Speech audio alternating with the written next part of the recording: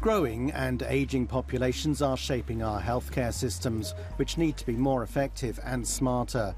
Powerful tools such as artificial intelligence and data science can bring answers to this challenge.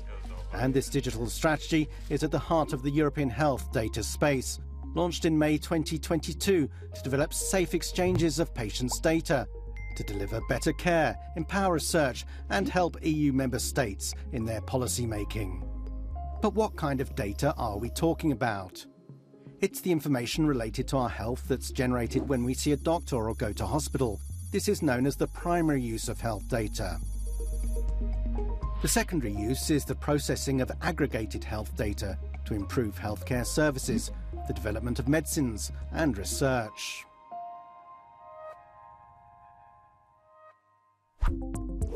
Paris hosts one of the most advanced health digital infrastructures in Europe. The Health Data Hub links different actors within the health ecosystem and has set up a technological platform that enables public interest projects to exploit large data sources. Artificial intelligence means being able to move from healthcare that treats you when you're already ill to healthcare that alerts you to the risk of hospitalization. It means moving from healthcare that treats to healthcare that prevents. When it comes to bringing together health data from different countries that use different standards and languages, the challenge is to find a common code. This involves two main steps.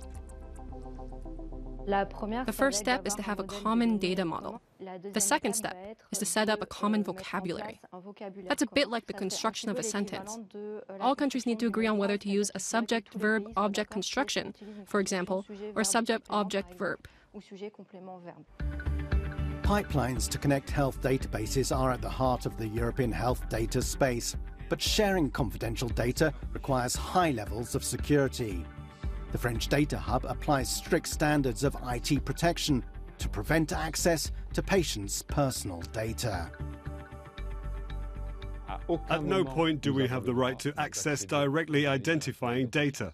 We open secure bubbles for each research project that operates on our platform. These are bubbles that are totally sealed off from each other, in which researchers have access only to the pseudonymous data they need. Obviously, there is no way to take the data outside of this bubble. Finland is another successful case study for health data management. It runs FinData, the data authority for the social and healthcare sector. The agency gives guidance on the secondary use of health data and ensures that data used for public interest projects is fully protected.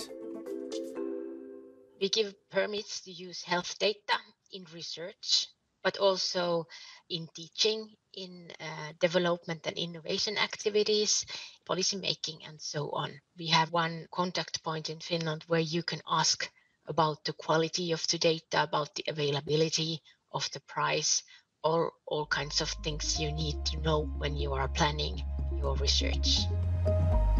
A major step towards the European health data space will be taken next September with the launch of its pilot version. It will monitor the transnational use of health data on specific issues such as cancer, rare diseases and health pathways.